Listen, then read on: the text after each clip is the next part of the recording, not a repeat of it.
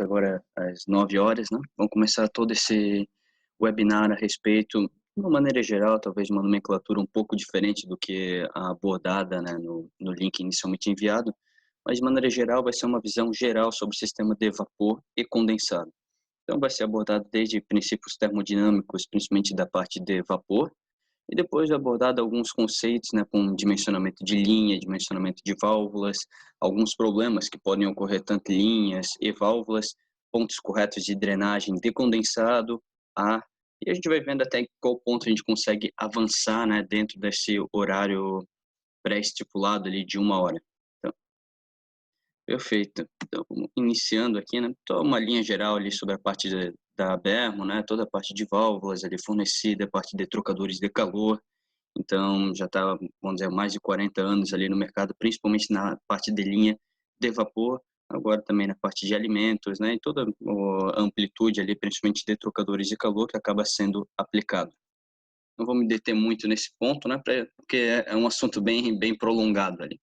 Então, o primeiro ponto ali que eu queria abordar seria a parte da tabela de vapor saturado. Essa tabela aqui é uma, vocês encontram, né, em diversas literaturas, vai estar unidades de medidas um pouco diferentes, mas de maneira geral, né, ela traz todas as propriedades que são necessárias para dimensionar qualquer linha, qualquer equipamento vinculado à parte de vapor. Então aqui tem as principais propriedades, né, termodinâmicas voltadas para ele, né, em função da sua pressão. Então por isso que normalmente o vapor é a única coisa que é necessário saber é a pressão da rede.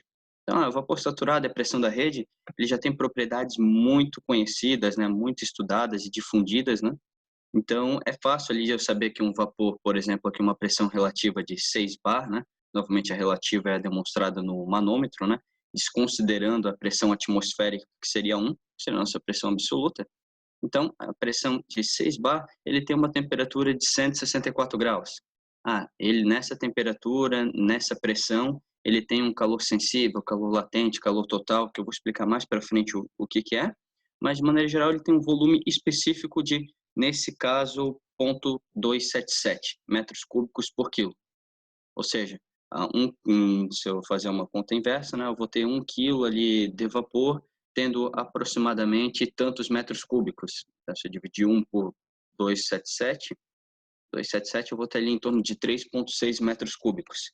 Isso aqui é importante saber pelo seguinte, então conforme eu vou aumentando a minha pressão, né, meu volume específico acaba diminuindo, o que faz sentido, né? Então eu tenho uma maior compressão, eu tenho uma maior pressão exercida sobre a minha mesma massa ali de vapor e consequentemente o meu volume específico acaba diminuindo.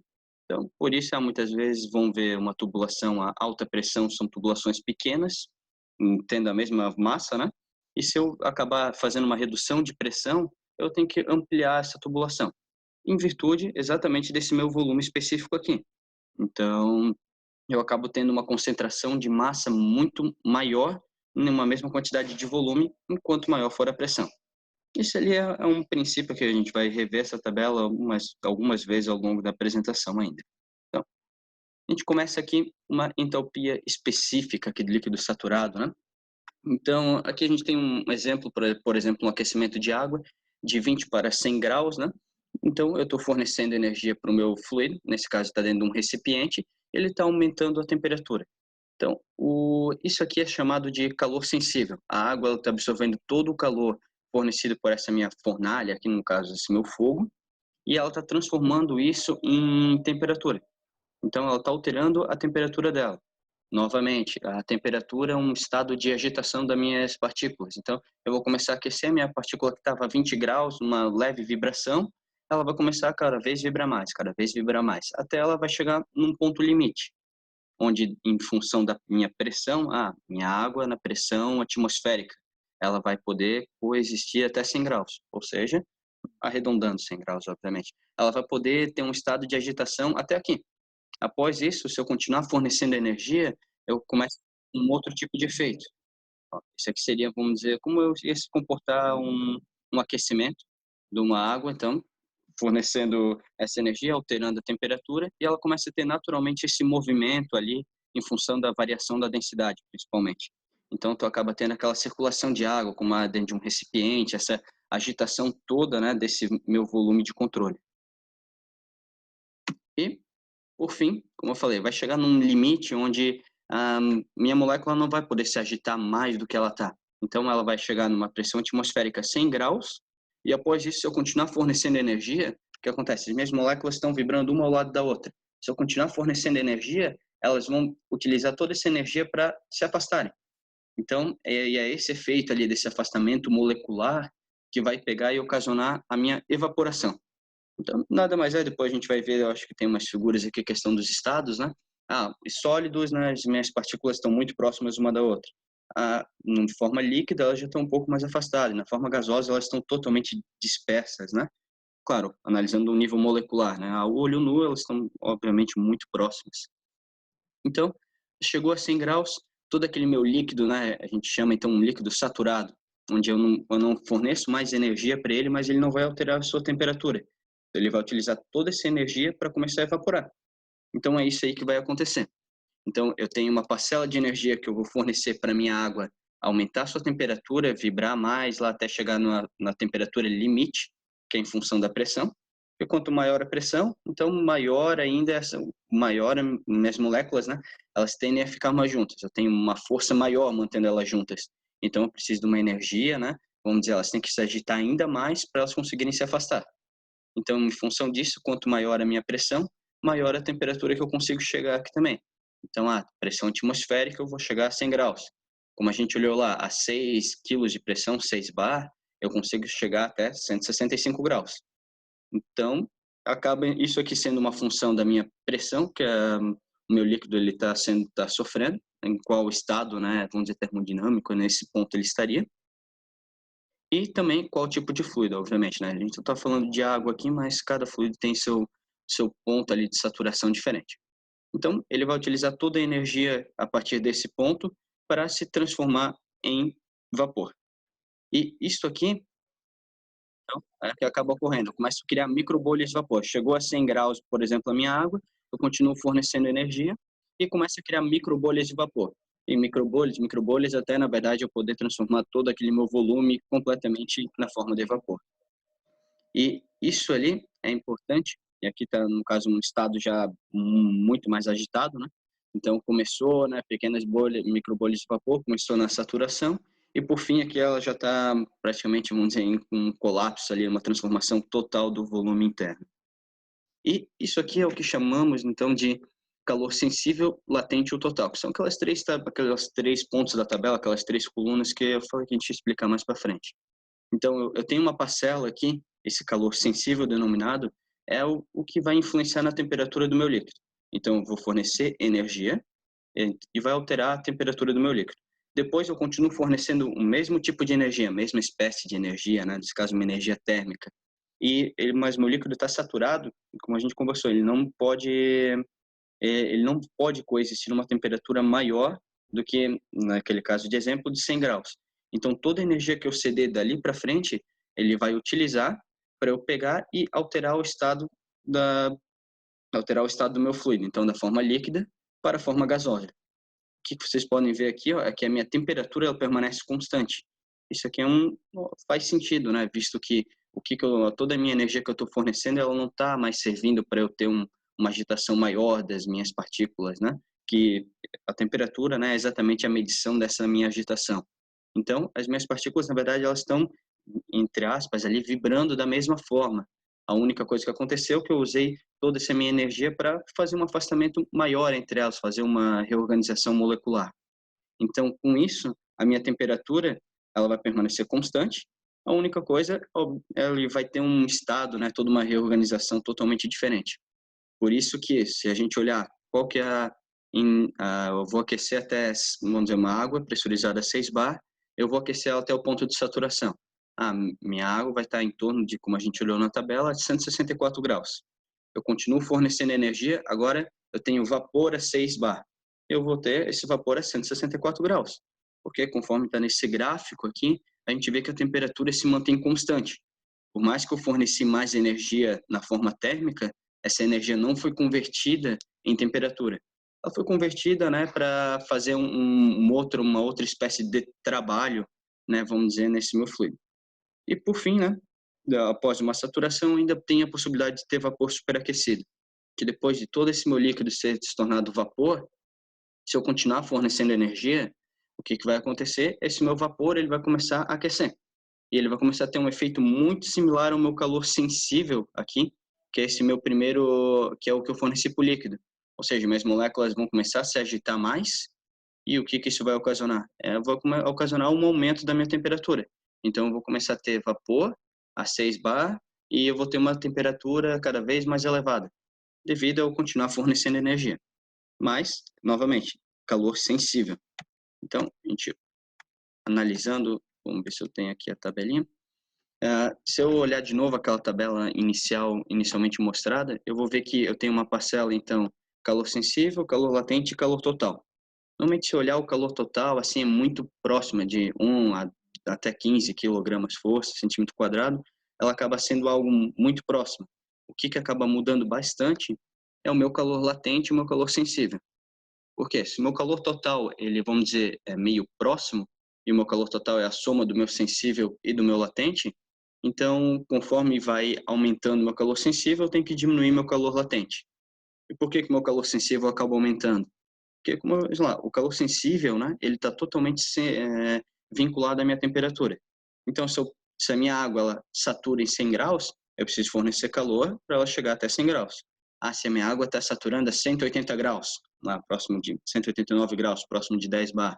Então, eu tenho que pegar e fornecer um calor sensível até 100 graus e mais um calor sensível para atingir até 189 graus. Então, naturalmente, o meu calor sensível ele acaba sendo bem maior conforme o aumento da minha temperatura, conforme o aumento da minha pressão, que ocasiona o aumento da minha temperatura. Então, eu acabo tendo esse efeito aqui, ó, por exemplo, um vapor a 2 bar e um vapor a 10 bar, por exemplo, eu tenho a 2 bar um calor sensível de 133. Vamos ignorar as unidades aqui de medida por enquanto, mas seriam quilocalorias, né, uma unidade de energia por quilo de vapor. Então, tem em torno ali de 133 graus de água. Esse aqui é o meu ponto de saturação da água. Enquanto a 10 bar eu tenho 185 quilocalorias e uma temperatura próxima de 184 graus. Só que o meu calor latente, ele acaba, né, fazendo o movimento inverso. Então, eu tenho um calor latente, né, que novamente é o meu calor de evaporação. É o meu calor, a minha energia, né, é totalmente voltada à minha separação molecular. Então, esse cara aqui, ele acaba sendo muito maior numa pressão baixa do que numa pressão alta. E essa grande diferença, vocês podem olhar que o calor latente, ele tem, vamos dizer, escalas, né, grandezas muito maiores que o calor sensível. Isso também é uma das razões da gente utilizar, porque a gente usa vapor e não água quente. Dando exemplo, num aquecimento, qualquer coisa. Porque a minha água quente, a 133 graus, por exemplo, aqui a 2 bar, ela tem uma energia de 133 quilocalorias por quilo. Então, ela tem uma concentração num quilo d'água de 133 quilocalorias. Depois a gente vai ver um pouco melhor o que a gente pode visualizar melhor essa unidade de energia. Ou seja, eu tenho essa quantidade de energia disponível nesse meu quilo de água. Enquanto que, se eu tiver vapor, eu vou ter toda essa minha energia, né, da minha água, mais essa minha energia voltada nessa minha separação molecular. Então, eu acabo tendo essa separação, esse afastamento, essa minha mudança de fases, né? Então, eu acabo tendo aqui o meu calor latente em torno de 516,9, 517. Algo ali numa escala ali de 3, 4 vezes maior, perdão. Então, a gente já fala ali, o meu vapor a 2 bar ele tem muito mais energia do que simplesmente a minha água quente. Por mais que o meu vapor vai estar a 133 graus e a minha água a 133 graus. Então, eu acabo tendo uma concentração energética ali, né, muito maior no meu vapor.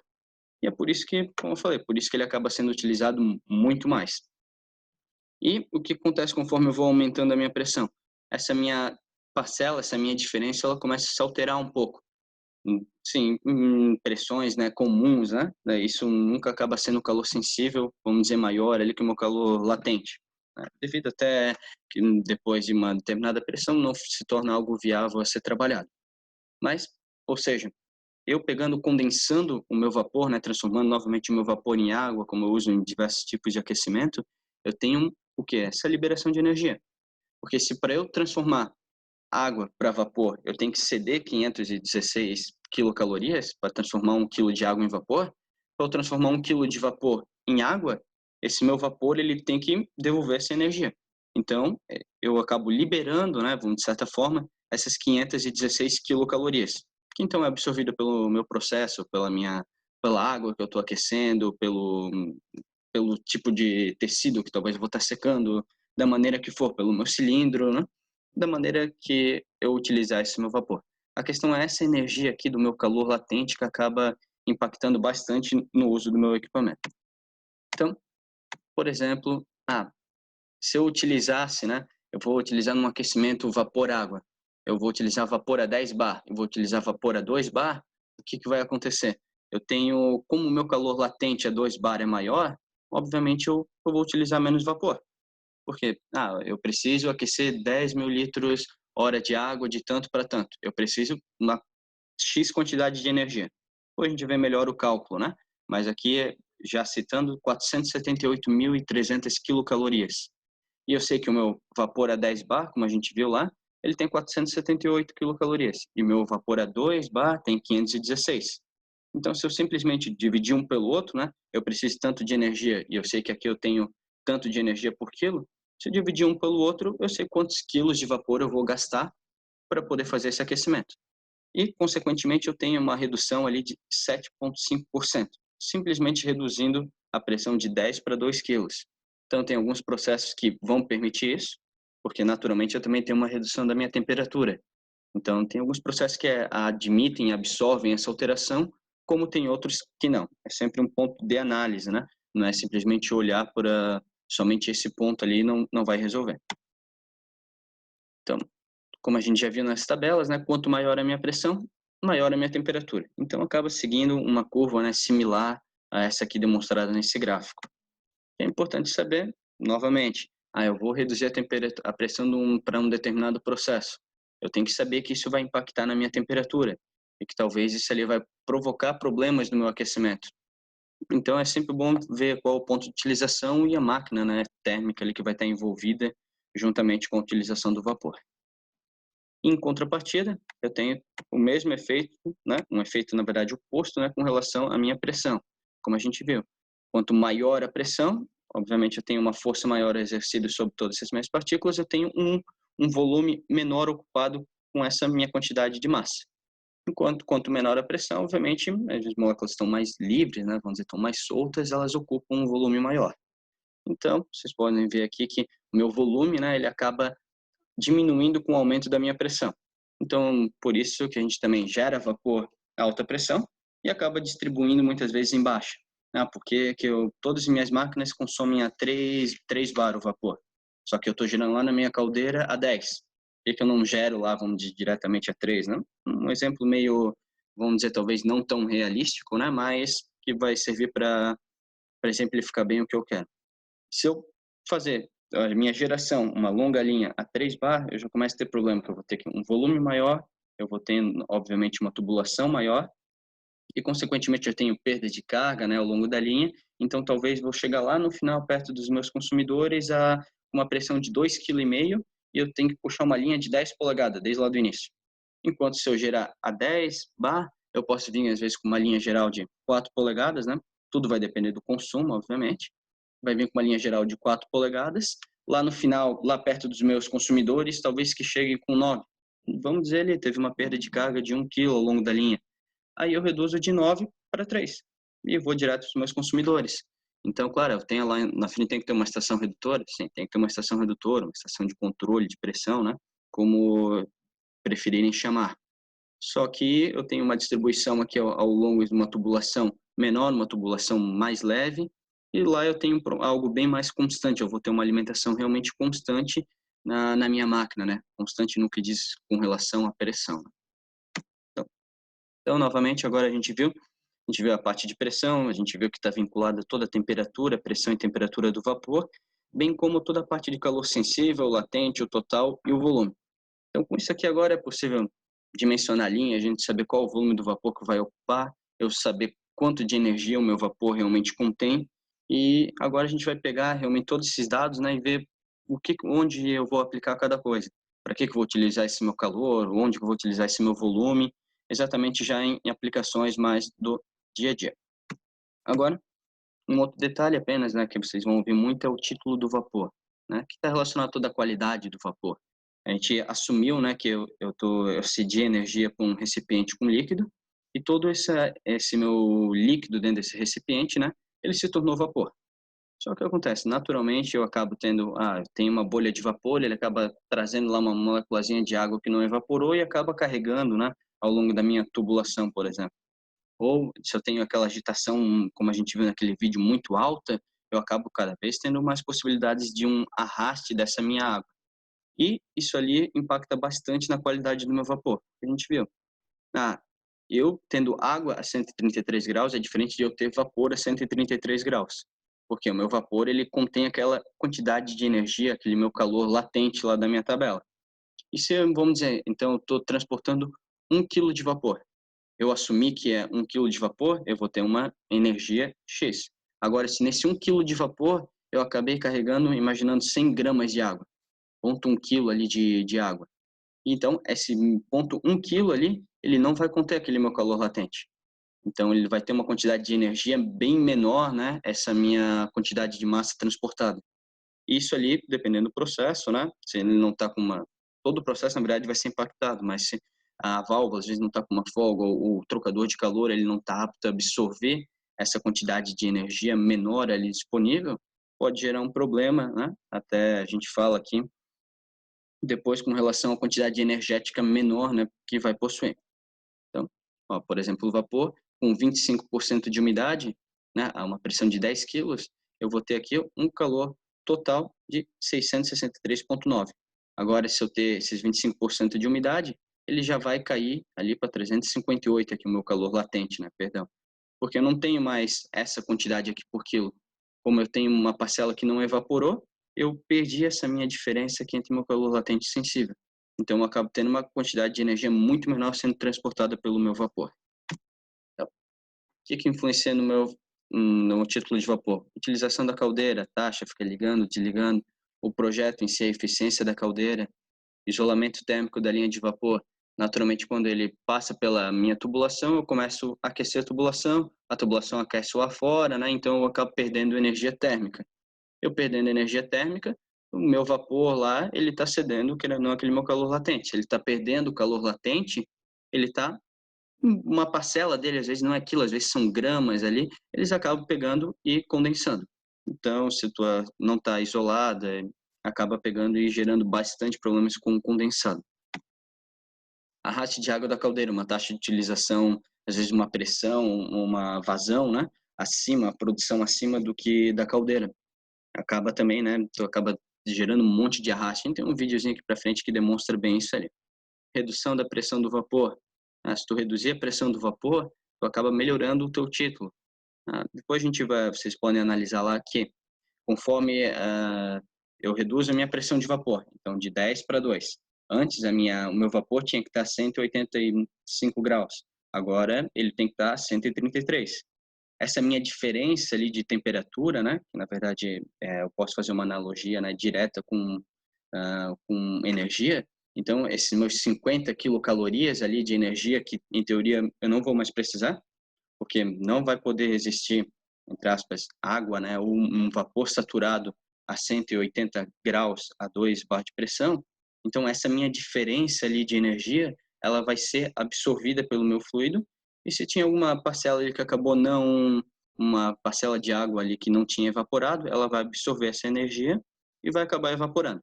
Então eu tenho uma diferença ali, essa diferença de energia em função da minha redução de pressão, ela vai ajudar a melhorar o meu título, né? Ou seja, diminuir a minha quantidade de água no vapor.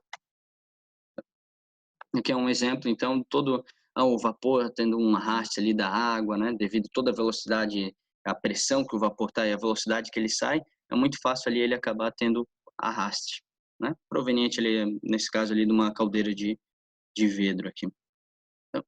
Então, outro ponto que acaba de suma importância ali, que muitas vezes acaba sendo ignorado, é a parte de ar e gases, né, que acaba tendo no sistema. O que acontece? Devido à parte toda de compressão e também de ser um isolante térmico, pode atrapalhar bastante, principalmente em trocadores de calor, né, de maneira geral, seja qual for, seja na forma de um cilindro, de um casco-tubo, de um trocador a placas, a eliminação de ar é muito importante, visto que, só para vocês terem uma ideia, a condutividade térmica, aqui olhando de cobre, aço, água e demais, e temos a do ar. Ou seja, o ar, né, na verdade, é um excelente isolante térmico. Então, seria a melhor coisa é tu ter ar realmente em volta da tua tubulação ali, de certa forma, tirando a umidade que ele carrega. Obviamente, tu ter ar, né, é excelente porque tu acaba não passando, vamos dizer, muito calor por ele, né? E essa ali é a ideia da condutividade térmica, né? Quanto maior a condutividade térmica, mais rápido, né, de certa forma, ali eu consigo transferir calor, né, através de uma parede. Seja tem uma parede de cobre, de aço, ou até uma película de água, né, eu tenho uma transferência de calor, né, simplesmente por condução. A do ar sendo muito baixa, então ele se torna difícil essa condução. E consequentemente, né, se ele está dentro, eu quero transferir vamos pegar num trocador casca-tubo, num trocador a placas. Eu tenho uma placa que eu estou aquecendo um lado, um fluido, para aquecer a placa, e a placa então aquecer o meu fluido do outro lado. Se eu tenho uma película de ar aqui no meio, se torna complicado.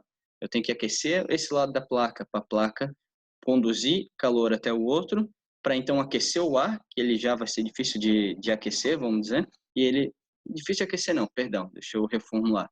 Ele vai ser difícil de transferir essa energia para então aquecer o fluido meu do outro lado. Então eu acabo tendo essa dificuldade. Por isso que é um dos fatores ali de muita importância. Além de, obviamente, naquela imagem lá mostrada, principalmente a parte de volume, né? Então eu cito aqui a lei de Dalton, né?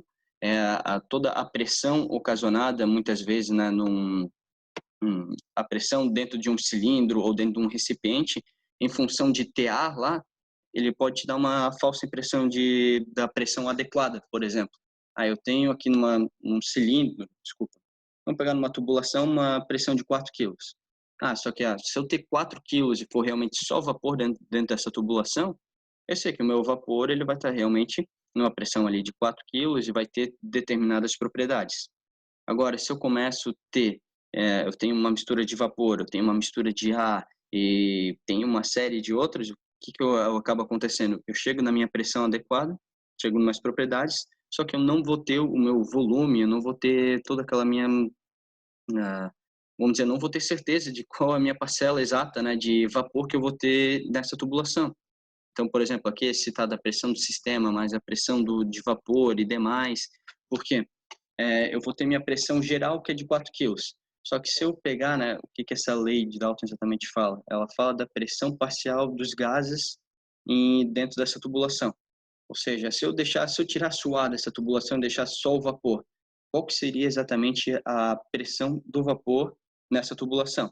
Como eu tirei uma quantidade de massa lá de dentro e deixei só o vapor, a minha pressão não vai ser mais 4 quilos, vai cair para 3. Então, na verdade, as propriedades do meu vapor dentro dessa mistura vão ser as propriedades de 3 quilos. Então, e não de 4. Então, vai estar, por mais que a mistura em geral, talvez o meu volume esteja adequado, as minhas propriedades térmicas podem estar diferentes. Essa lei de Dalton pode ser usada como um exemplo, né? Eu acho mais fácil de entender, talvez tenha outras explicações, né, por trás disso também, mas por que exatamente vamos dizer, uma poça da água acaba evaporando? Teoricamente, eu disse para vocês que para se evaporar, né, talvez o termo até correto é ebulir, né? Para tu ebulir a água, ela teria que chegar a 100 graus numa pressão atmosférica. Só que eu tenho ali diversas, vamos dizer ali, águas ali que acabam se acumulando e elas acabam evaporando, né? E evaporar é um pouco diferente, porque a evaporação ela tá um processo muito mais lento e ela acaba ocorrendo, vamos dizer, de certa forma natural, e ela acaba ocasionando essa transformação de líquida para vapor de uma forma espontânea e abaixo da minha temperatura de saturação. Na verdade, esse ali é o termo correto de evaporação. Então, você vai ver ali poças secando, qualquer coisa ali, deixar um copo da água ali fora, com o tempo, né, ela vai tender a toda essa minha água ela evaporar. Vai demorar, claro que vai demorar, mas ela vai acontecer isso. Uma vai ser em função toda da minha pressão parcial desse gás na minha atmosfera, que também, vamos dizer, pode ser análogo ali a essa minha lei de Dalton, né? Então, somente um paralelo ali para tentar facilitar o entendimento. Então, de maneira geral, eu acabo tendo ar juntamente com vapor nessa mistura, ela vai me dar uma falsa impressão da pressão real que eu tenho lá dentro de vapor. Então, isso aqui, por exemplo, seria uma foto térmica ali no trocador, né, onde eu tenho uma concentração ali de ar e acaba pegando e ocasionando esse perfil ali de temperatura, né? Como eu falei, é difícil a condutividade através do ar e acaba dando um perfil similar a esse. Aqui também mais alguns marcadores, né? Mostrando conforme onde está a parte mais próxima do ar, né? Como fica diferente as temperaturas. Mas somente para mero conhecimento. Exemplos de instalação de purgadores e eliminadores de ar. Onde que a gente vai colocar o ar? O eliminador de ar, perdão. O eliminador de ar a gente vai colocar no ponto mais alto e o vapor a gente coloca no ponto mais baixo. Desculpa, o purgador eu coloco no ponto mais baixo. É uma regra geral, assim, muitas vezes válida, mas a gente sempre tem que analisar, né, que tipo de equipamento a gente está colocando. Então, muitas vezes, né, dependendo do formato que ele está, há pontos melhores ali para ele ser mais eficiente, tanto na eliminação de condensado quanto na eliminação de ar. Mas, de maneira geral, eu não considero algo tão errado, pelo menos. Então, por exemplo, aqui, como se fosse na parte do casco e tubo, aqui, né, como que seria a parte da instalação, um eliminador de ar na forma superior, um condensado aqui, o purgador aqui para o condensado na parte inferior. Então, o que? Se fosse ali, aqui no caso de uma tubulação, algo nesse formato, dando um exemplo, né, onde que seria talvez adequado a instalação aqui do purgador e eliminador de ar. De maneira geral, segue, né, como que seria realmente o ideal, né, um em cada lado, né, mas são regras assim gerais, é sempre bom analisar cada tipo de equipamento, onde que está a tua alimentação de vapor, por onde que é a tua saída, como é teu formato da tubulação lá dentro, para tu instalar ela na posição adequada. Mas, novamente, um purgador embaixo, o eliminador de ar em cima, não é algo tão errôneo, né, para uma regra geral. Então, ali é um outro tipo de instalação. E vamos agora para a parte de distribuição, né? Então, a gente viu toda a parte ali das propriedades do vapor sendo geradas, quais são as propriedades dele térmicas, as propriedades com relação ao volume, e agora exatamente quanto de vapor eu tenho que distribuir para determinado ponto, a quanto de vapor eu tenho que distribuir para outro, como é que eu vou dimensionar essas minhas tubulações e demais. Então, praticamente essa aqui é a parte que a gente vai entrar nesse momento. Então, primeiramente na tubulação, o que vai acontecer se eu dimensionar minha tubulação errada? Um superdimensionamento. Novamente, a gente vai trabalhar com uma tubulação de 10 e poderia ser uma de 4. Eu vou ter toda a minha tubulação, que eu já vou gastar um monte a mais, vou ter toda a minha parte lá de suporte, né? Ela vai ser uma tubulação mais pesada, então não é só o tubo, mas todos os suportes ao longo da tubulação também vão ter que ser reforçados, né? E aqui a gente fala que maior perda de calor. Aí eu tenho, quanto maior o meu tubo, obviamente maior o meu perímetro ali, e conforme o comprimento dele, maior a minha área, né, de exposição ao ambiente. Então, novamente, eu tenho que aquecer toda essa minha massa, que já é maior também, e eu vou ter uma área de contato muito maior com o ambiente. Então, eu vou ter uma perda de calor, né, muito maior, vou ter uma geração de condensado muito maior. Esse é o meu terceiro ponto. Então, o superdimensionamento, de maneira geral, vai te gerar mais perdas e gastos. Não deve gerar, a princípio, nenhum problema pro processo, né? O processo vai se tornar menos eficiente por isso. Talvez, porque tu tem uma geração maior de condensado, mas se tu fazer exatamente retirar esse condensado da linha, né? Pelo menos tu não vai ter problema de uma alimentação ineficaz no equipamento. Agora, uma tubulação subdimensionada, te fala ali, uma menor pressão no final da linha. O que acontece? Eu tenho uma tubulação que deveria ser de 6 polegadas, eu botei uma de 3. Então eu vou ver, novamente, a minha área de passagem reduziu, minha velocidade extrapolou. O que vai acontecer? Eu tenho velocidades recomendadas em geral, mas, vamos lá, eu tenho uma velocidade acima dessa recomendada. E eu vou começar a ter perdas de cargas grandes. Então, quanto maior a minha velocidade, maior a minha perda de carga. Então, eu tendo maior perda de carga, eu iniciei na minha tubulação lá com 5 kg de pressão, eu terminei ela depois de tantos metros lá de tubulação, cheguei lá, ela está com 3. Praticamente a minha própria tubulação serviu como uma redutora de pressão. Só que eu precisava no meu maquinário 4 kg de pressão. Aí já começou a complicar. Então, eu vou ter que trabalhar com se eu botar 3 kg lá, eu vou ter uma pressão maior, uma pressão menor, obviamente uma temperatura menor, e um volume maior de vapor entrando no meu maquinário. Então pode acabar com a eficiência dele, né? Ou seja, não servir para nada ali no final. Fala que falta de vapor no final da linha. Ah, era uma tubulação de 3 polegadas, só que deveria ser, desculpa, de 6, eu botei de 3 e puxei por quase 1 quilômetro de tubulação. E eu precisava que passasse 3.000 quilos por hora. Eu chego lá no final, nem botei no meu maquinário, eu simplesmente abro a válvula e só sai 1.500 quilos. Por quê? Novamente, toda essa minha ideia ali de perda de carga, bem como a velocidade, elas são formas de energia. Ou seja, eu tenho toda a meu vapor lá indo da minha tubulação e eu atingo determinadas velocidades. Velocidade é uma energia cinética, assim como eu tenho energia na forma de pressão. Então, a partir do momento que eu reduzo, vamos dizer, uma tubulação, tem uma redução lá, eu botei uma redução de 6 para 3, né? Daí para alimentar aquele meu maquinário. A hora que eu reduzo a minha tubulação, diminuo a minha área de passagem, obviamente eu aumento a minha velocidade. Só que, novamente, minha velocidade é energia cinética. Eu não posso criar energia do nada. Então, eu tenho que tirar essa energia de algum lugar. De onde que ela vem? Ela vem da minha forma, vamos aplicar Bernoulli ali, né, de uma maneira bem simplificada. Então, eu vou tirar essa na minha forma de pressão. Então, para eu atingir determinada velocidade, eu tenho que eu tenho que ter uma energia, né, necessária para atingir esse ponto. E se eu não ter essa energia, eu começo a limitar a minha vazão. Então, eu vou querer atingir 90 metros por segundo aqui no meu vapor.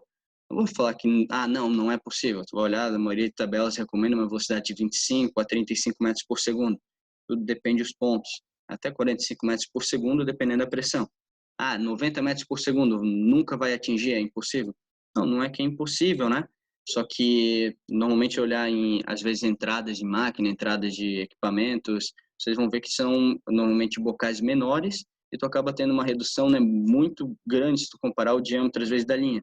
Então, tem velocidades bem grandes, às vezes 80 metros por segundo, não é algo tão difícil de se encontrar.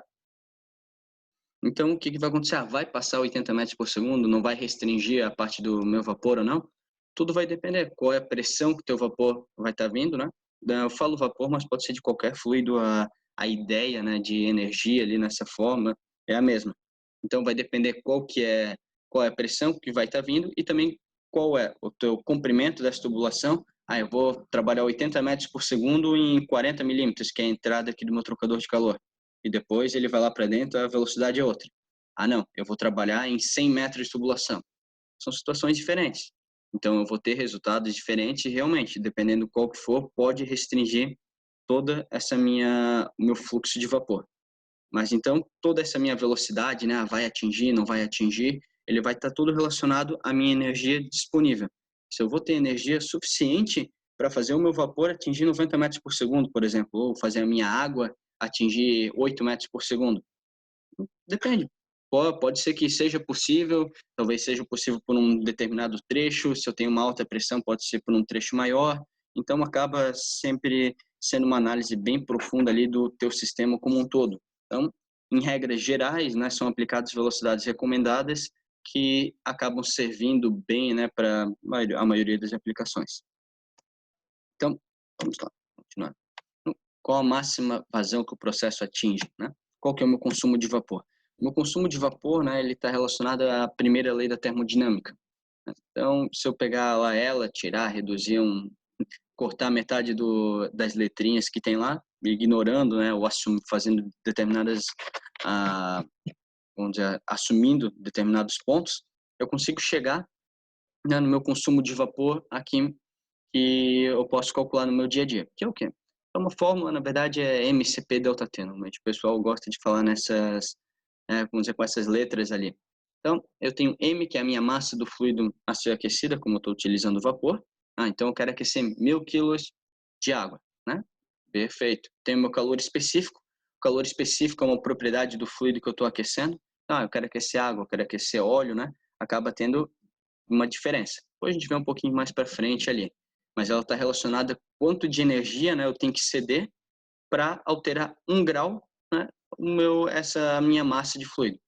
Ou seja, por exemplo, eu tenho minha molécula do óleo, né, para alterar 1 grau, né, que vamos dizer seria dessa agitação molecular para essa, eu tenho que ceder uma quantidade X de energia. Enquanto que para a água é um pouquinho mais complicada, ela não gosta, ela precisa de muito mais energia para ela fazer essa mesma mudança. Então, eu tenho essa particularidade ali de cada fluido. E, por fim, meu delta de temperatura, que seria o quê? Meu delta de temperatura, eu vou aquecer uma água de 20 para 90, é uma coisa, né? Eu vou precisar de tantos quilos de vapor. Agora, eu vou aquecer de 20 para 50, vamos dizer, a minha diferença, né? Eu vou aquecer muito mais rápido, vamos dizer, eu vou conseguir aquecer com uma quantidade muito menor de vapor. E, na verdade, esse meu MCP ΔT, ele vai dar a quantidade de energia que eu preciso para aquecer. Então, ele vai dar naquele exemplo lá atrás que a gente viu, ele vai dar tantos quilocal por hora. Não, ou tantos quilocal em 30 minutos. Entendeu? Se eu preciso tanto de energia, tantos quilocal em uma hora, e eu sei que o meu vapor tem tantos quilocal por quilo, se eu dividir um pelo outro, no final eu tenho quantos quilos por hora de vapor eu acabo consumindo. Então, a gente vai ver depois um caso melhor aqui para frente. Então, e com isso, o que a gente acaba fazendo? Eu agora descobri quanto consome de vapor. Eu descobri minha máquina 1, 2 e 3, e elas todas são alimentadas por por uma mesma tubulação. Agora eu vou dimensionar essa tubulação. Então, eu fui lá, coloquei na minha tubulação e calculei lá que o consumo total deu 3.000 quilos-hora, e eu sei que eu tenho que alimentar elas a 5 bar. Então, perfeito. Então, eu estou vindo aqui já com 5 quilos aí o meu vapor reduzido, já reduzido lá da minha geração, e eu tenho que distribuir nessas 3 máquinas. Qual que é o diâmetro dessa minha tubulação? Seguinte, a gente vai adotar, como eu falei, uma regra geral ali de linhas primárias, secundárias e demais. Então, eu tenho minha linha primária, que é o que vem lá da minha caldeira, que vai fazer toda a distribuição ali por todos os meus pontos da minha planta. Então, aquela linha lá, eu assumo que eu posso atingir até 35 metros por segundo, visto que, usualmente, ela já está numa pressão maior do que qualquer outro consumidor que eu precise na minha planta. Então, vamos dizer, mesmo se eu tenha perdas e demais, é algo que eu consiga ainda corrigir, né, na alimentação da minha máquina. E linhas secundárias, até 25 metros por segundo. Então, agora qual que é a velocidade? Velocidade é simples, né? A gente fala ali que minha velocidade vezes a minha área dá a minha vazão.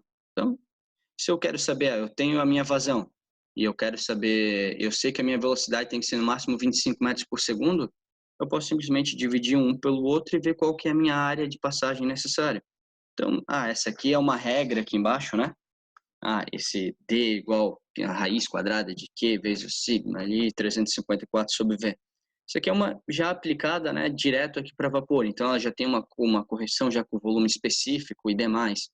É necessário aplicar ela? Sim, é mais fácil talvez do que tu ir lá, ver qual é o volume específico do teu vapor, fazer a multiplicação e aplicar ela, né, nessa regra que eu acabei de falar. Mas ela é proveniente exatamente da regra geral ali de velocidades, né? Então, a velocidade vezes a minha área é igual à minha vazão e é isso aí. Isso aqui é simplesmente uma correção, né, com alguns fatores ali para ser aplicada para vapor. Eu quero aplicar para água agora. Para água, dessa forma que não vai servir, só que a regra geral que eu passei certo. Então, pode adotar qualquer uma das duas. E aqui são recomendações gerais, né? Vocês vão ver alguns trabalhos, algumas literaturas, né?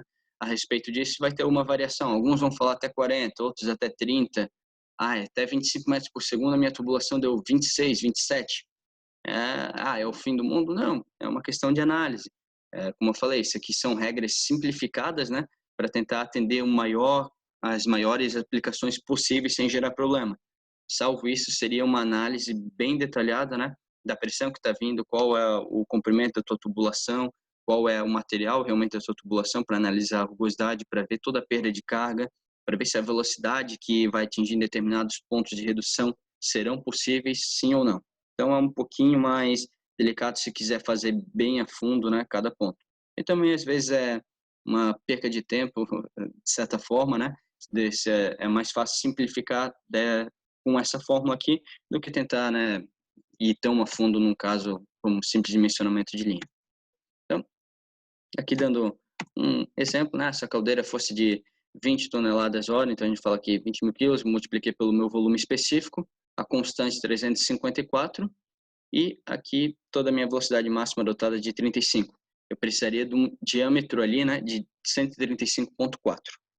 Então, Eu vou lá, olho, então, de 6 polegadas aqui tem o diâmetro de 154. Então, se eu refazer o cálculo, né, para ver qual que vai ser, ou de 25 metros por segundo aqui, ó, de 9,5, né, eu posso pegar e ver que o meu diâmetro é de 118.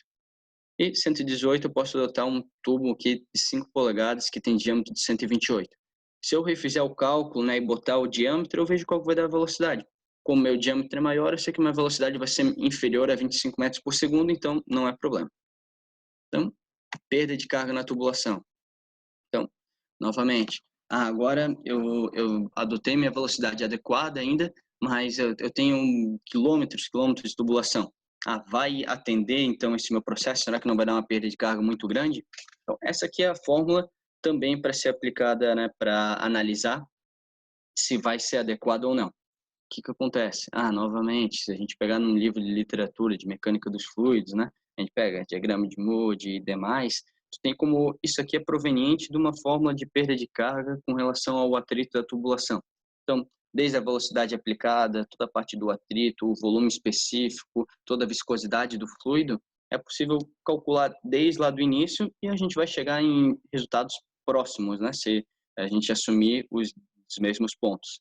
Só que aqui é uma fórmula já voltada para o vapor. Então, vai servir para o vapor, não para a água, né? São coisas diferentes, mas ela é proveniente de lá e é mais fácil para usar no dia a dia. Então, eu tenho aqui uma constante, 0,029, e tenho a minha vazão elevada aqui a 1,95, tenho aqui o meu volume específico, meu diâmetro aqui aplicado. Então, tenho todo, vamos dizer, as mesmas propriedades, né, que a gente olhou naquela tabela, juntamente com a minha vazão. E eu vou lá e calculo aqui vai ser o meu J, né? Quanto vai ser a minha perda de carga, quantos bar, né? Para 100 metros ali de tubulação. Então, o que acontece? Eu vou lá, vou calcular isso aí, vou ver que deu, 0,5. 0,5 bar, vai me atender? Vai me atender. Vai me atender, porque eu estou vindo com 4 quilos, então vai chegar a 3,5 kg lá, eu preciso de 2 quilos na minha máquina. Aí tu tem que olhar se a tua redutora lá na frente, a tua válvula de controle, ela vai ser capaz, né, de fazer essa perda de carga de 3,5 kg, né, para 2, ou reduzir, né, de 3,5 kg para 2. E depois, acredito que a gente não vai ter tempo nesse webinar, mas a gente vai ver o cálculo da parte de válvulas de 4 para 2 e de 3,5 kg ou 3 kg para 2, muda bastante ali o cálculo da minha válvula, então talvez ela não consiga atender. Então, de maneira geral, assim, novamente, regras gerais, 0,3 bar para cada 100 metros é aceitável. O que acontece? Tua tubulação está superdimensionada, isso aqui vai ser menor. Às vezes, tua tubulação está subdimensionada, isso aqui vai ser bem maior. Só que, de maneira geral, tu tem que ver lá no final, né, se o teu equipamento ele vai aceitar ou não aquela pressão de alimentação que chegou nele. Ou o teu equipamento, ou a tua válvula, a tua estação redutora, né, que provém antes do equipamento. Então, novamente, uma caldeira de 20 toneladas, é 21 bar, pego as minhas propriedades lá da tabela, já considerei, né, o diâmetro que eu calculei no exemplo anterior, então deu 0,61 bar para cada 100 metros. Uma perda de carga está maior que aceitável. Então, novamente, por uma regra geral, né, acaba sendo aceitável, acaba não sendo aceitável, perdão. Só que tem que analisar caso a caso. Agora, aquele nosso segundo caso de 9.500, já resultou, né, numa tubulação de 5 polegadas, resultou numa perda de carga de 0,42. Então, adotando aquela regra geral, também está maior. Então, deixa eu ver só, acho que tem uma pergunta aqui, vamos ver. Qual o erro percentual usado na equação apresentada no slide com a perda de carga e a de Darcy? Então, novamente, são regras gerais ali aplicadas. Você vai ver qual que é um percentual, um erro médio ali adotado. A de Darcy, se você pegar, olhar, você tem que saber exatamente qual seria o volume específico de vapor e ar lá dentro. Então, se tu saber exatamente aquilo, tu pode calcular o percentual de cada uma e ver exatamente qual seria a pressão total de vapor dentro daquele cilindro, dentro do recipiente. Então, vamos dizer, seriam erros, né, comuns devido a casos decimais ou a própria medição de equipamento. Agora, a parte de perda de carga. Aquela parte de perda de carga é uma regra geral ali, assim, para uma análise bem superficial, porque a gente não leva ali em consideração a parte de rugosidade de tubo, por exemplo, a gente não leva ali, talvez, ali de maneira mais adequada a viscosidade do vapor, por mais que é baixa, né, acaba tendo ali um pequeno impacto. E só que o que acontece? Se tu for começar a levar esses dois casos aqui, também tu vai ter erros normais no métodos matemáticos. Tu vai depender de quais fatores, né, de correção você adotar. Então, cada livro, cada autor, né, acaba trazendo seus determinados fatores. Vou te falar, vai ser tal valor para tal autor, tal para outro. Então, é mais orientativo, né, essa fórmula passada, do que algo preciso. Porque se for algo preciso, a gente vai ter que ir muito bem mais a fundo na parte de mecânica dos fluidos ali, principalmente. Então, João Carlos ali, espero ter respondido ali de maneira adequada. Como eu falei, é um assunto bem delicado, principalmente a parte de perda de carga. Então, continuando aqui. A parte golpe de Ariete. Também foi citado alguma coisa lá na tubulação subdimensionada, né? Eu acabei deixando um pouco depois, né? Para a gente entender bem o que é o golpe de Ariete, né? O golpe de Ariete vai ser aquela barulheira toda que vocês vão ouvir em tubulação, que parece que estão dando com martelo lá na tubulação. E o Ariete, na verdade, né, era esse equipamento aqui utilizado antigamente, né, principalmente para derrubar muros de castelos ali. Se vocês olharem, isso aqui também eu acho que é uma tradução meio algo mais do Brasil aqui mesmo, porque eles chamam de martelo d'água, né, Hamwater em inglês e em outras literaturas. Não sei por que aqui no Brasil chamaram dessa forma, mas quando eu cheguei já estava assim. Então, vamos continuar. A parte aqui de golpe de Ariete, então, ela é o quê? Ela seria, novamente, eu tenho meu vapor àquela velocidade recomendada de 25 metros por segundo. Vamos tomar o de 25 como exemplo. E de repente, condensou, né? Comecei a condensar devido a toda a perda de carga ali para o ambiente. E começou a gerar um filme de condensado todo por dentro da tubulação. O que acontece? Depois de um determinado tempo, isso se torna tão, vamos dizer, espesso, essa minha película, que o que acaba acontecendo? Esse meu vapor ela acaba formando, às vezes, uma onda na frente do meu vapor. Qual que é o problema?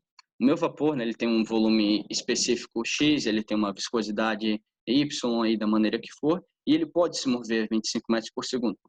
É um gás, né? Então ele já tem uma velocidade aceitável maior. Agora, líquidos, se você pegar para vocês a tabela, velocidade recomendada ali para água, ali o pessoal vai estar 1,5, 3 metros por segundo, às vezes 5 metros por segundo. Então tu tem essa variação. Então, por quê? Porque a gente está falando de um líquido, a gente está falando de uma concentração molecular muito maior, né? Então, se ela se mover a 25 metros por segundo, eu tenho outros efeitos, né? E já se torna algo muito mais complexo. E a hora que ela se joga, vamos dizer assim, ela faz essa onda na frente do vapor, eu acabo tendo um problema. Que daí o meu vapor vai estar a 25 metros por segundo, essa minha água 3, e eu vou ter um choque. E é esse choque, né? Esse aqui é uma das razões do golpe de Ariete, né? Que é o calço hidráulico. Ele vai pegar e causar uma vibração gigantesca na minha tubulação. Um outro ponto que também causa bastante é a parte de um choque térmico. Eu desliguei toda a minha fábrica lá no final de semana e ficou condensado na minha tubulação. Então, meu condensado vai, obviamente, resfriando até ficar na temperatura ambiente. Aí, meu condensado está a 25 graus. Né? É mais ou menos o que está a temperatura aqui hoje, por exemplo, em Blumenau. Então, 25 graus. Aí, agora eu liguei, está vindo o meu condensado da minha rede geral, que está vindo a 140 graus. A hora que os dois, vamos dizer, entram em contato, né, naturalmente eu tenho um choque térmico. Então, eu tenho afastamento, começa a ficar uma turbulência gigante ali, que também vai ocasionar um mesmo efeito. Então, um outro ponto, que também não deixa de ser um calço hidráulico, né? Mas são, às vezes, pontos de drenagem inadequados na linha. Eu tenho bolsões na linha que podem favorecer, né, o meu bloqueio do meu vapor, principalmente em função do meu líquido criar uma barreira na frente. Esse aqui é um vídeo de algum tipo de golpe que estava dando nessa tubulação. Então, você quer em função de um dreno inadequado aqui na alimentação, que é essa tubulação de vapor aqui descendo, né, e depois vindo aqui para a minha estação redutora. E em função disso, eu acabava tendo aqui um acúmulo de condensado gerando esses golpes. E esses golpes, né, eles têm magnitudes muitas vezes bem maiores do que a tubulação geral. Então, pode ocasionar esse tipo de efeito, né? Um manômetro ele dando a volta, né, ficando até com o ponteiro torto, né, devido ao impacto. Ou, em outros casos, né, pode causar rompimentos ali, principalmente em soldas, em costuras de tubulação, né? Normalmente, obviamente, nos pontos mais frágeis. Deu um golpe e eu tenho um trocador de calor. O que vai acontecer? Se for num casco e turbo, tem chance dele resistir, só que se isso for algo constante, vai começar talvez a criar rachaduras na parte da solda dos tubos, no espelho, pode gerar algum tipo de problema ali. Ou às vezes na própria conexão, né? Tudo depende da amplitude do golpe e da construção do trocador, né? São regras gerais. No trocador a placas, o que vai acontecer? O trocador a placas, ele vai começar a tentar absorver os golpes, né? Como ele tem os elastômeros internos, né? Entre as placas, perdão. Então, ele vai acabar absorvendo até que talvez expulse a gacheta. Aí vai começar a apresentar um vazamento externo. Acontece bastante ali. Esse aqui é um corpo de uma válvula que acabou ocasionando. Tudo depende qual é o material da válvula, né? Se está fundido em aço carbono, né? Ela vai apresentar talvez efeitos diferentes, né? Isso aqui, novamente, é só um exemplo, né? Para entenderem da força, né? Que realmente esse golpe acaba acarretando. Isso aqui é empurradores, desde um empurrador tipo boia, né? Como aqui num empurrador membrana. O que acabou acontecendo? Uma válvula retenção, né? Acabou com o disco, com mola, tudo, né? Da maneira que ela acabou ficando. E perfeito. Deixa eu só ver, acho que tem mais uma pergunta aqui, ou duas. Tá. Qual a literatura mais usual para dimensionar tubulações e perda de carga em tubulações de vapor, trocadores de calor e caldeiras? Pergunta do Vinícius Ledo. Depois eu te envio, Vinícius, perdão, lhe envio ali certinho, talvez umas literaturas que particularmente eu gosto, né? Gosto de pegar talvez direto da parte mecânica dos fluidos, mas tem autores, né? Como do Matias Cardoso, perdão. Eu gosto particularmente bastante. Ele cita um pouco de cada coisa que eu acho, vamos dizer, uma literatura assim geral muito importante, principalmente na parte de válvulas, mas ele acaba citando algo ali que vai poder lhe ajudar. Se não, eu tenho outros trabalhos, artigos ali que pode ser útil ali para você. Então, novamente, para como eu evito todo esse golpe ali de ariete. Um dos pontos, né, como a gente viu, então é esse calço hidráulico. Como é que eu vou evitar um calço hidráulico? A geração de condensado ao longo da tubulação é algo inevitável. Então, a minha tubulação está sujeita ao ambiente, por mais que o ar é um péssimo condutor, ele vai começar a perder energia, né? Uma hora ou outra eu vou criar condensado ao longo da minha tubulação. A melhor maneira, então, de eu fazer isso seria eu realmente tirar todo esse meu condensado da tubulação. Só que eu tenho que tirar também de maneira, não adianta eu botar a cada 5 metros ou a cada meio quilômetro ali, pegar e botar um purgador. Porque nesse meio período, nesse intervalo, eu vou poder ocasionar esses golpes. Então, sem ser pontos adequados ali colocados. Em uma tubulação geral, a tubulação geral vem da tua caldeira, que vai para te servir para sua fábrica, a gente recomenda ali entre 30 e 50 metros. É possível calcular? É possível calcular. A gente pode calcular toda a área, ali ver qual que é toda a irradiação, para ver quantos quilos de condensado são gerados, para dizer qual que é o purgador ideal e ver quando esse volume de condensado ali gerado, ele acaba ocupando o volume da tua tubulação e se tornando risco, né, para um golpe de ariete. É possível. Só que ou tu pode pegar, adotar uma regra de 30 e 50 metros, também vai ser conservador e vai atender muito bem. Um outro detalhe, a inclinação aqui de 1 para 200, né? 1 sobre 200 ali seria, no caso, somente 0,5% ali, 0,05%. Então, a gente fala ali, quanto que isso aí vai ajudar simplesmente essa inclinação, ademais de acarretar realmente esse condensado, para ele não ter que se mover somente o arraste do vapor sobre ele. Então, a própria gravidade vai ajudar. Um outro detalhe, as botas, né, que são feitas, eu vou fazer uma bota lá, minha tubulação é de 8 polegadas, eu vou fazer uma bota de meia, de 3/4 aqui para pegar e coletar esse condensado. Não vai funcionar, porque o meu condensado vai acabar vindo e ele não vai cair aqui dentro dessa tubulação, dessa minha ramificação que eu fiz, porque ele vai estar em uma determinada velocidade e por que ele vai para baixo? Ele vai para baixo em função da força da gravidade. Então, se a minha força da gravidade é tal, ele vai conseguir pegar, vir umas partículazinhas, ele vai pegar e cair. Agora, tenho condensado, às vezes, moléculas aqui em suspensão, ou eu tenho um filme aqui um pouco maior, ele vai passar por cima. Então, eu tenho que ter um diâmetro adequado também dessa minha bota. Aqui tem uma tabela aqui geral, né? Qual que é o diâmetro recomendado dessa bota, bem como também a altura dela, para eu pegar e poder fazer realmente esse dreno da maneira mais efetiva, e não ficar simplesmente botando purgador lá, que no final não vão servir para pouca coisa. Ali, no caso, no meio da rede de vapor, como que é feito?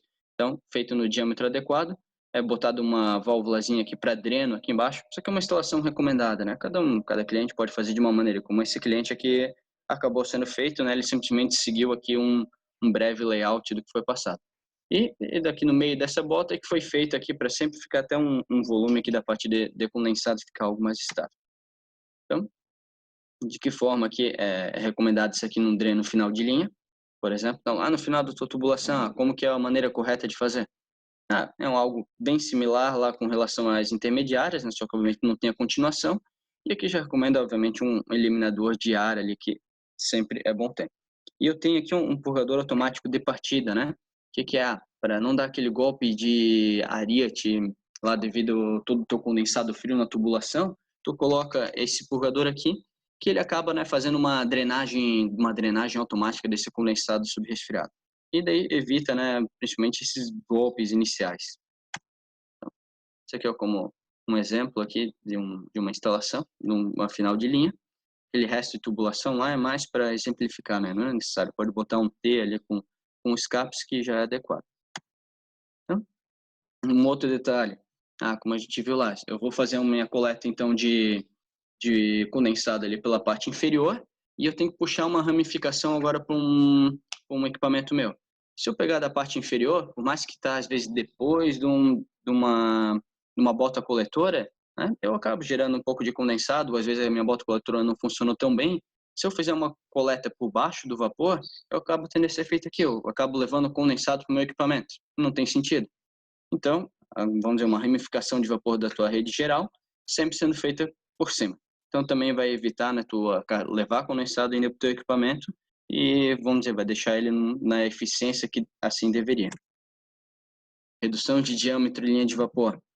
Sempre usar redução excêntrica, né? Excêntrica é aquela que tem um lado plano aqui, né, o lado reto, e somente tu tem a curva aqui do outro lado.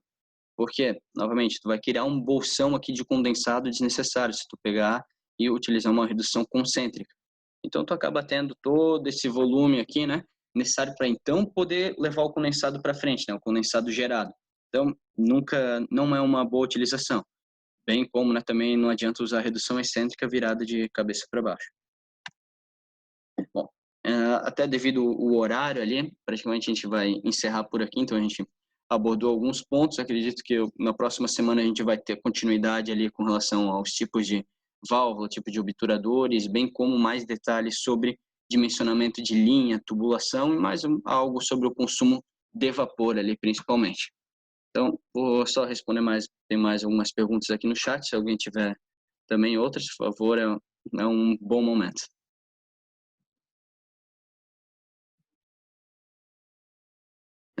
Somente aqui então para Michael, que se eu poderia fornecer esse material, o material aqui da apresentação vai ser fornecido, né? Juntamente ali vou deixar aqui o meu e-mail aqui no final para vocês, até se tiverem alguma dúvida, quiserem a parte de um outro material ali, como fiquei prometido de levar, também vou poder fornecer isso aí de maneira adequada para vocês. Então, deixa eu só fazer um leve detalhe.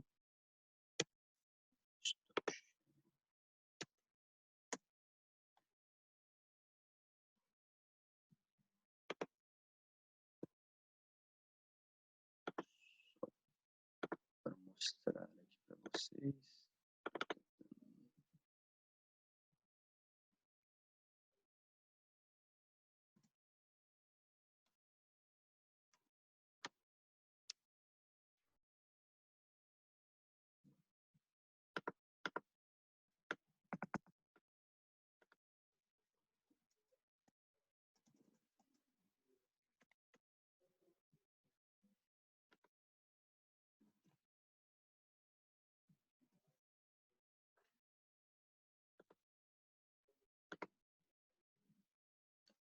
Então, qualquer coisa está ali também, toda a parte do contato ali, vocês quiserem enviar um e-mail, vai ser enviado para vocês tanto a apresentação quanto o certificado dessa palestra e a gente volta qualquer coisa aí conversar. Perfeito. Então, praticamente a parte de perguntas aqui seria de material, né? Então, São Antônio, eu creio que esse foi o e-mail que o senhor se cadastrou aqui, é o para qual vai ser enviado ali para você todo esse material descrito anteriormente. Então, se não receber também, eu faço questão ali de entrar em contato com o senhor para verificar. Mais alguma pergunta com relação à palestra? Obrigado, senhor Jorge.